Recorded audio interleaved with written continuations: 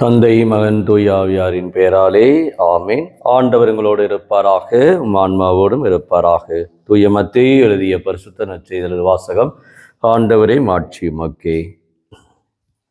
பிரிவு 1 இறைவார்த்தைகள் 18 24 முடிய இயேசு கிறிஸ்துவின் பிறப்பையொட்டிய நிகழ்ச்சிகள். அவருடைய தாய் மரியாவுக்கும் யோசேப்புக்கும் திருமண ஒப்பந்தம் செய்யப்பட்டிருந்தது.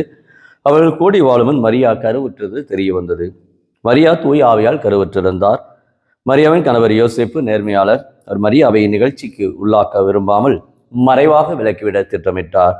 அவர் இவ்வாறு சிந்தித்துக் கொண்டிருக்கும் போது ஆண்டவரின் தூதர் அவர் கனவில் தோன்றி, யோசேப்பே, தாவீதின் மகனே, உம் மனைவி மரியாவை ஏற்றுக்கொள்ள அஞ்ச வேண்டாம், ஏனெனில் அவர் கருவுற்றிருப்பது தூய ஆவியால் தான்.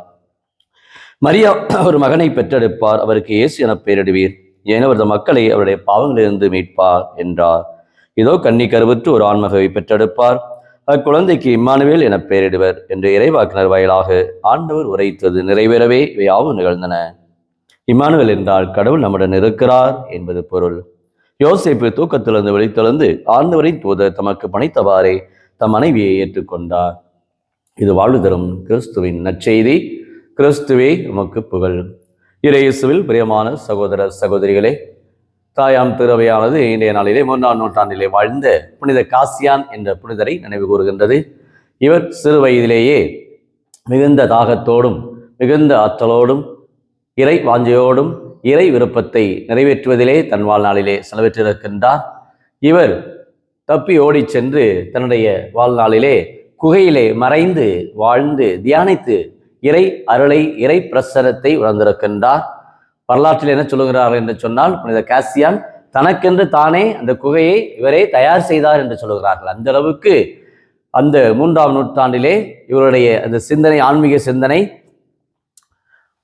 கடவுளை தேடி செல்வது, குகையிலே கடவுளுடைய பிரசனத்தை காண்பது என்பதில் போன்ற ஒரு மறைந்த ஒரு வாழ்க்கை வாழ்ந்திருக்கின்றார் புனித காசியான்.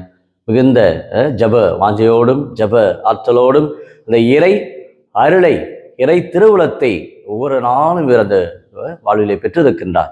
அதன் பிறகு நிறைய அடியோர் அவரை பின்பற்றி இருக்கின்றார்கள். அந்த 3ஆம் நூற்றாண்டிலே நிறைய திருச்சபைக்கான பல மாற்றங்களை இவர் கொண்டு வந்திருக்கின்றார்.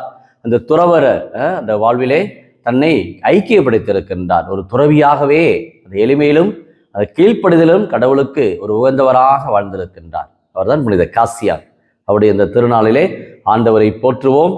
ஆண்டவருடைய அந்த அருள் ஒவ்வொருவருக்கும் இந்த வியாழக்கிழமை குழந்தை இயேசுடைய ஆசிர் அனைத்து குடும்பத்திற்கு, இந்த யூடியூபிலே ஜபிக்கிற அனைத்து குடும்பத்தினருக்கும் இந்த நாளில் கிடைக்கும்படியாக, அதுவும் இந்த 3ஆம் வாரம் திருவருகை காலத்திலே இது ஆண்டவருடைய பிறப்பை கொண்டாட நாம் ஆயத்தப்படுத்தி கொண்டு இருக்கிறோம். நம்ம உள்ளத்திலே, உள்ள குடிலிலே இயேசு பிறக்க வேண்டும், உள்ள குடிலிலே ஆண்டவர் தங்க வேண்டும். அன்று சக்கையை பார்த்து, விரைவாய் இறங்கி வா, உன் வீட்டிலே நான் தங்க வேண்டும் என்று சொன்னவர். இந்த நச்சதிலே பார்க்கிறோம், இம்மானுவேல், கடவுள் நம்மோடு இருக்கிறார். கடவுள் எப்போதுமே நம்மோடு இருக்கின்றார். நம்மை விட்டு விலகுவதில்லை, நம்மை விட்டு ஒரு நாளும் கைவிடுவதில்லை. வாசிக்கின்றோம், திருப்பாடல்கள் தான் வாசிக்கின்றோம், கடவுள் எப்பொழுதும் நம்மோடு இருக்கிற. அஞ்சாதே, இந்த இறை வார்த்தை பயப்படாதே விவிலியத்திலே பல முறை சொல்லப்படுகிறது. பழைய ஏற்பாட்டிலும் சரி புதிய ஏற்பாட்டிலும் அஞ்சாதே, நான் உன்னோடு. மத்திய 28ஆம் அதிகாரம் 20 வசனத்தை படிக்கின்றோம். இதோ உலகம் முடியும் வரை என்னாலும் நான் உங்களோடு இருக்கிறேன் என்று ஆண்டவர் சொல்லுகிறார். அப்போ கடவுள் எப்பொழுதுமே நம்மோடு, நம்முடைய வாழ்விலே, நம்மளுடைய ஒவ்வொரு பேச்சிலும் மூச்சிலும் ஒவ்வொரு சிந்தனையிலும் இயேசுதான் நமக்கு எல்லாம். இயேசுதான் எனக்கு மீட்பர், இயேசுதான் என்னுடைய ஆயன், இயேசுதான் எனக்கு ஒளி, இயேசுதான் எனக்கு வாழ்வு என்று அந்த ஒரு ஆணித்தரமான ஒரு நம்பிக்கை நம்முடைய வாழ்க்கையில் உருக வேண்டும். அதை நான் பவுலடியாரை பார்க்கிறோம். வேதனையா, துன்பமா, கலாபனையா, இடர்படையா, எதுவும் என்னை கிறிஸ்துடைய அன்பிலிருந்து எதுவுமே என்னை பிரிக்க முடியாது என்று சொல்கிறார். அந்த அளவுக்கு கிறிஸ்துவோடு ஒரு இணையக்கூடிய ஒரு நிலை. இதைத்தான் இன்றைக்கு நான் பார்க்கிறோம். நற்செய்தியிலே யோசேப்பு ஒரு நேர்மையாளர், ஆனால் மரியா தூய ஆவியால் கருவுற்றது அவருக்கு ஒரு குழப்பத்தை ஏற்படுத்துகிறது. எப்படி, இது எங்கனம்? ஆனால் ஆண்டவர் தூதர் அவருக்கு அந்த கனவிலே அவருக்கு ஒரு விளக்கத்தை கொடுக்கின்றார், தெளிவு பெறுகின்றார், இறை திருவுளத்தை ஆம் என்று ஏற்றுக்கொள்கின்றார். இதைத்தான் நாம் பார்க்கிறோம். ஒரு குழப்பமான சூழ்நிலையிலே நம்ம இருக்கலாம். என்ன, ஏன் இப்படி, ஏன், எதற்கு, எனக்கு? கடவுள் நம்மோடு பேசுகிறார். இதைத்தான் நாம் பார்க்கிறோம். கடவுள் அதை யோசேப்புக்கு தெளிவுபடுத்துகின்றார்.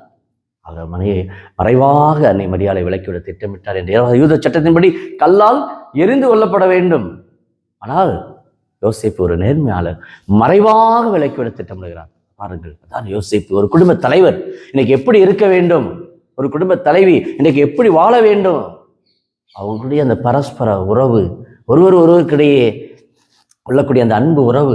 இன்றைக்கு நான் பார்க்குறோம், கணவர் மனைவியை கொல்லுவதும், மனைவி கணவரை கொல்லுவதும் அன்றாட இன்றைக்கு மனிதனுடைய வாழ்விலே பல இன்னல்கள், பல இடையூறுகள்.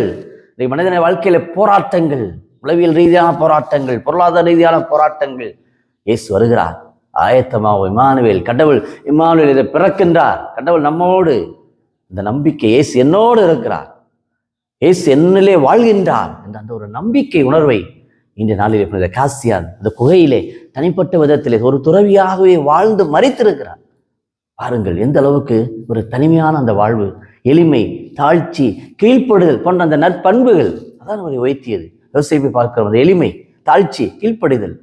இந்த திருவரை காலத்துல இன்னைக்கு நம்ம தயாரா? எளிமையோடு, எளிய மனத்தோர் வேறு பெற்ற விண்ணரசு அவர்களே என்பது போல தாழ்ச்சியோடு இதோ குழந்தையாக, மனிதனாக இந்த உலகத்தை நோக்கி வருகிறார். இயேசு ஆண்டவர் எல்லாரையும் ரட்சிக்க வருகிறார், எல்லாரையும் மீட்க வருகிறார். குடும்ப தலைவர், குடும்ப தலைவி ஆண்டவரோடு ஒப்புராவோ, கடவுளோடு ஒப்புராவோ, குடும்பத்திலே சமாதானத்தோடு இயேசுடைய இந்த பிறப்பை நாம் கொண்டாடுவதற்கு நம்முடைய உள்ளத்திலே கதவையில் இருக்கலாம், கஷ்டங்கள் இருக்கலாம், பாரங்கள் இருக்கலாம், குழப்பங்கள் இருக்கலாம், ஆனால் இயேசு நம்மிலே வருகிறார். இறை திருவுரத்தை வெளிப்படுத்த வருகிறார், நம்மை தெளிவுபடுத்த வருகிறார். யோசேப்பு தெளிவானார். இன்னைக்கு நாமும் குழம்பிய நிலையில் இருக்கலாம். ஆண்டவரத்தில் ஒப்பு கொடுப்போமா? ஜெபிப்போமாக. அன்பின் பரலோக பிதாவே, அப்பா இயேசுவே, அருமையான இந்த நாளுக்காக நன்றி கூறுகிறோம். வியாழக்கிழமை இந்த குழந்தை இயேசுடைய ஆசை எல்லா குடும்பத்திலும் தங்குபடியாக இன்னைக்கு பயணிக்கிற ஒவ்வொருவரையும் நீர் ஆசிரியம். குடும்ப திட்டங்கள், தொழில் திட்டங்கள், இன்னும் பிள்ளைகளுடைய படிப்பு, வேலை வாய்ப்பு, இன்னும் தேர்வுக்காக தயாரித்து கொண்டு இருக்கிற பிள்ளைகள் அனைவரையும் உங்களுடைய பாதத்தில் ஒப்பு கொடுக்க. இந்த டிசம்பர் மாதத்திலே உங்களுடைய இறை பிரசன்னம் ஒவ்வொரு வாக்கு மனிதரானார் நம்முடைய குடிகொண்டார் என்பது போல இயேசுவை நீரே ரட்சிக்க வருகிறீர், இயேசுவை விடுவிக்க வருகிறேன், சமாதானத்தை கொடுக்க வருகிறேன், இயேசுவை ஆற்றலை கொடுக்க வருகிற அந்த நம்பிக்கையிலே இந்த குழந்தை இயேசுவை இந்த யூடியூப்ல ஜெபிக்கிற அநேக குடும்பத்தார் பாரங்களோடும் கவலைகளோடும் உங்களுடைய இறை ஆற்றலை வேண்டி ஜெபிக்கிற எல்லா குடும்பத்திற்கு சமாதானத்தையும், தொழில் வளத்தையும், குடும்ப ஆற்றலையும் நிறைவாய் கொடுத்து உங்களுடைய பாதுகாப்பு, உங்களுடைய வழிநடத்துதல், உங்களுடைய கிருபை ஒவ்வொருவரையும் நிரப்புபடி வழிநடத்தும்படி உங்களுடைய திருவுளத்தை அறிய நீர் எங்களோடு இருக்கிற அந்த நம்பிக்கையை ஒவ்வொருவருக்கும் வெளிப்படுத்தும்படியாக உங்களுடைய திருவுளம் ஒவ்வொருவரும் வாழ்விலும் நிறைவேறும்படியாக கிறிஸ்து வழியாக மன்றாடுகிறோம். ஆமீன்.